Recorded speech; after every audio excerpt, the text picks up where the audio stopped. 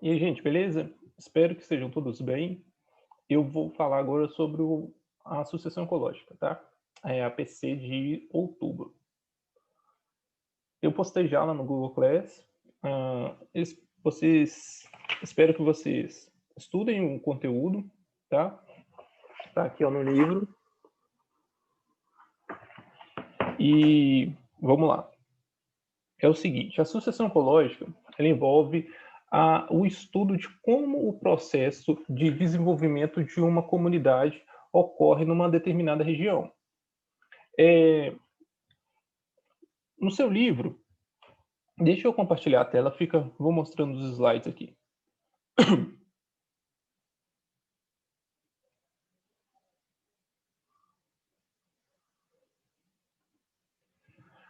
Aqui, olha.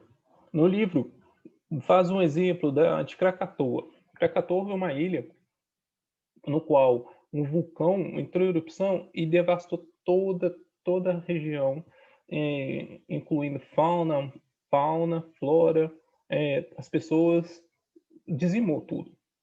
E como um vulcão entra em erupção, naturalmente escorre lava. E essa lava, ela solidifica. E quando uma lava solidifica, ela vira rocha. E é assim que é formada a maior parte das rochas. Beleza. É, Agora, se uma ilha só tem rocha, não tem vida, é uma ilha estéril, como que isso vai desenvolver para no futuro ter uma ilha tão rica e diversa como havia antes? É importante lembrar que todas as ilhas são formadas dessa maneira, tá? Então, é preciso entender como que ocorre o desenvolvimento disso tudo. E é nesse assunto que a sucessão ecológica trabalha. Bom, para começar, é preciso ter organismos muito, desculpe, muito resistentes para conseguir sobreviver em condições tão diversas quanto uma rocha nua. E existem organismos específicos para isso, que são chamados de líquens. Os líquens nada mais são do que associação entre fungos, tá? Fungo, esses bolores aí que acontecem no pão, você deixa o fruta, dá aquele mofo. O mofo é fungo, né? Então acho que você sabe muito bem o que é fungo. É a associação entre fungos e algas. Ah, São associações em nível microscópico e que formam grandes populações, comunidades complexas e que se fixam em rochas e que ali consegue retirar os micronutrientes das rochas, sais minerais, e também conseguem realizar seu próprio alimento através da fotossíntese. Então, os fungos, em geral, se fixam nas rochas, absorvem os sais minerais, enquanto que as algas, que são seres autótrofos, ou seja, produzem o próprio alimento, vão ali conseguir absorver a luz do sol e disso produz um equilíbrio, um mutualismo entre o fungo e a bactéria. Feito. Logo, com o passar do tempo, aquelas rochas vão estar todas marcadas, como parece uma manchazinha. Aqui tem um exemplo na imagem aí, ó. Vocês conseguem ver os exemplos de líquens, tá? São diversos líquens e elas com diversas associações de fungos e algas diferentes. Muito bem. Com o passar do tempo, eu não falei para vocês que esses fungos vão absorvendo parte das rochas para obter sais minerais e outros nutrientes? Isso vai fazer com que a rocha seja degradada. E fazendo com que a rocha seja degradada, ela vai formando um pequeno solo ali, uma areinha, e rachaduras, microfissuras na rocha, já vai ali começando a formar um solo primitivo. E ainda mais, não é só uma areinha. Os líquens não têm vida eterna, então eles vão morrendo e vão substituindo gerações após gerações. E aqueles líquens que morrem vão constituindo a matéria orgânica para formar aquele solo com nutrientes. E aí agora a gente tem uma areinha com bactérias e fungos, ou seja, líquens associados ali mortos, com bastante matéria orgânica, portanto. E aí já começa um segundo passo na sucessão ecológica. Agora que já apresentam um solo com um pouco de matéria orgânica ali, as gramíneas vão habitar aquela região. E por que que eu falo com toda certeza? Porque as gramíneas são organismos pioneiros e muito resistentes. Em geral, gramíneas e briófitas, mas vai depender do ambiente. Mas vamos focar nas gramíneas. As gramíneas, elas têm uma dispersão muito grande das sementes. Observem, deixa um solo vazio aí, se não vai começar a nascer mato. Mato, em geral, é gramínea. Então, as gramíneas chegam por diversas formas, inclusive pelo vento, e é levado até essas ilhas.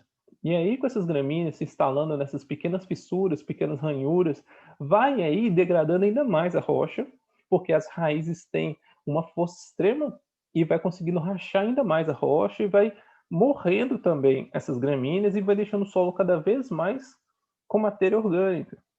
Agora, a gente já tem um ecossistema mais diverso ali, porque essas gramíneas formam uma sombra, permitindo que insetos ali se instalem, se alimentem dessas gramíneas, e alimentando dessas gramíneas, eles vão começar a aumentar a sua população também, e vai abrir oportunidade para chegar predadores para se alimentar de quem estava alimentando dessas gramíneas. Entende? Ali já vai formando uma comunidade bem mais complexa. E, lógico, tudo isso você vai imaginando que, com o passar dos anos, essas rochas vão sendo degradadas cada vez mais, formando um solo, porque solo é quando tem matéria orgânica misturada a micro a minerais, né? Microminerais ali.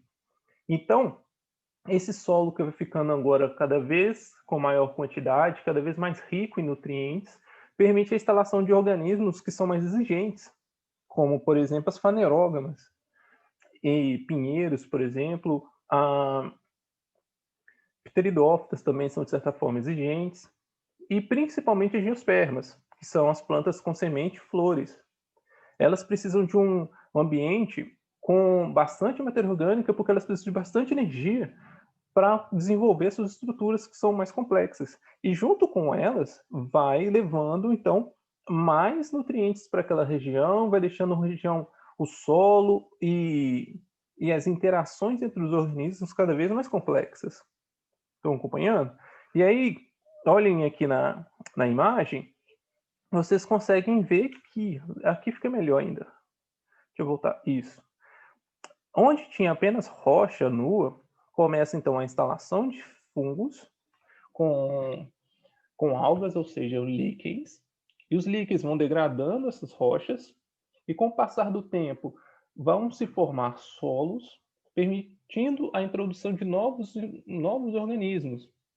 Esses organismos são chamados de organismos pioneiros. Tá? E os organismos pioneiros são responsáveis por habitar logo em seguida dos líquens. Feito isso, entram-se, portanto, organismos mais exigentes, e aí essas relações vão ficando cada vez mais complexas, envolvendo mais animais, mais plantas, maior diversidade, até que se instalam-se árvores. Essas árvores, portanto, quando existe uma região completamente habitada por árvores, é chamada de um clímax. O clímax nada mais é do que uma região em equilíbrio.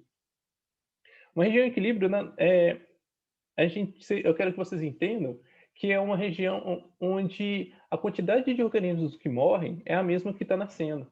Então, a biomassa, em geral, tende a ficar estável. Em geral, tá? Sempre há exceções na biologia.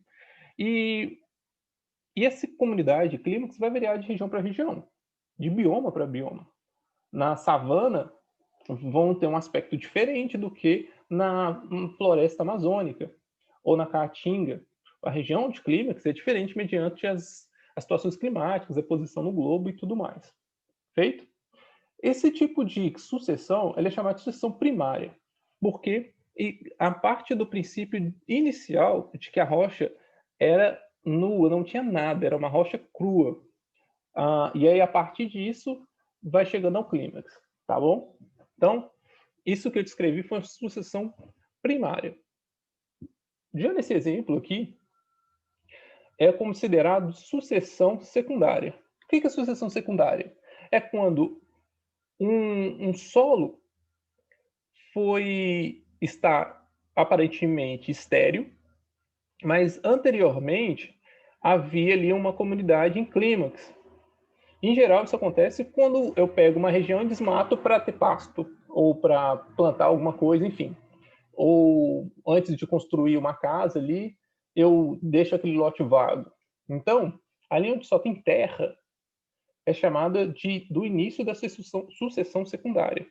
Por quê? Agora não precisa necessariamente dos líquens ali habitando e quebrando rochas e para iniciar um processo ali de formação de solo primário. Não. Ali o solo já tem bastante matéria orgânica. Inclusive, tem um chamado de banco de sementes, que é uma quantidade de sementes que ficam ali dormentes no solo, aguardando só um momento propício para desenvolver. E geralmente essas plantas e essas sementes que estão ali, a maior parte é composta por gramíneas. Aí, quando o solo está abandonado, está devastado ali, só tem terra, a luz do sol vai bater direto. Isso quebra a dormência dessas sementes, permitindo que elas desenvolvam, cresçam, e isso é muito rápido, tá? E as gerações sucedem gerações dessas plantas muito rapidamente. Formam-se sementes, sementes caem no chão, formam outras plantas.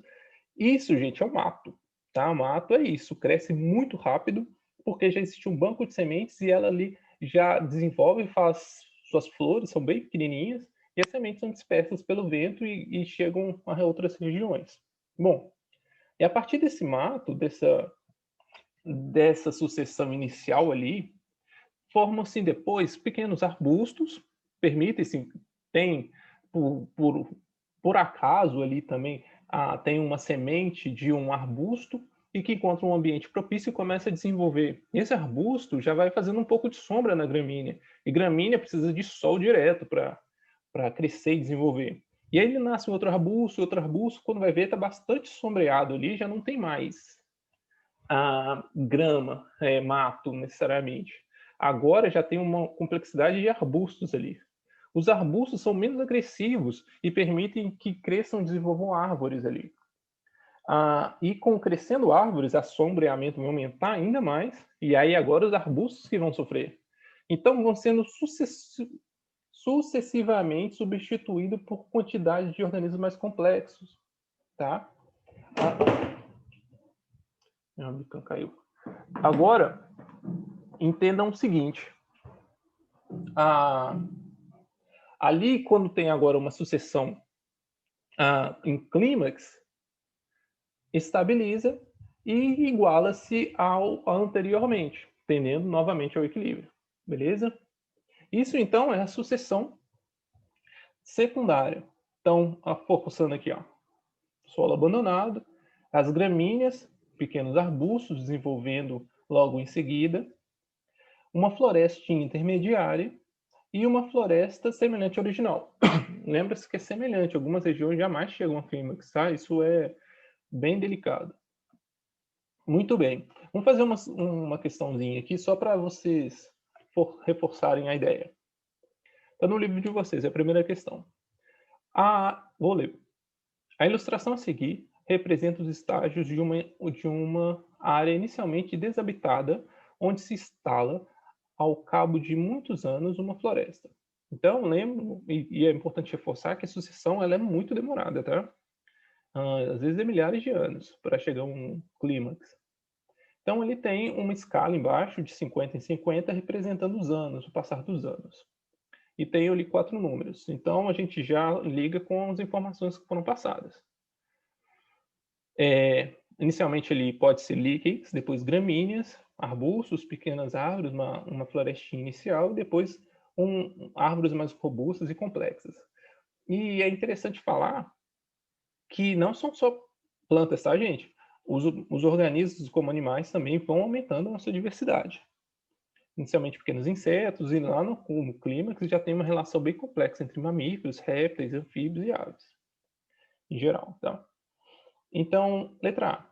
No estágio indicado pelo número 1, são encontrados apenas líquens, e só depois de muito tempo são encontradas pequenas plantas rasteiras. Beleza, faz sentido. Por que os líquens aparecem primeiro e só depois aparecem as pequenas plantas, as primeiras plantas?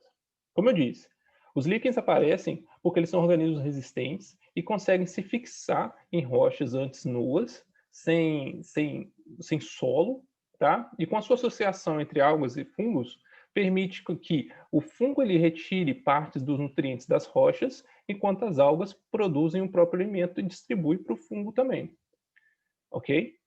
E aí o fungo e o líquen, ou melhor, ali o líquen vai começando a romper a rocha, formando pequenos solos, permitindo agora sim que pequenas plantas comecem a desenvolver, como gramíneas, briófitas, pteridófitas.